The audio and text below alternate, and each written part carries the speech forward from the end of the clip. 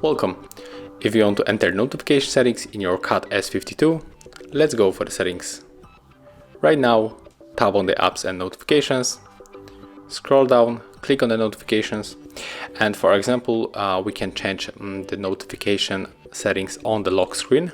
So click right here, and we can change it for the don't show, and we can also manage the notifications for every app.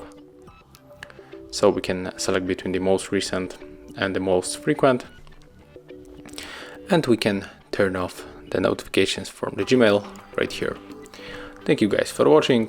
Leave thumbs ups, comments, and subscribe to our channel.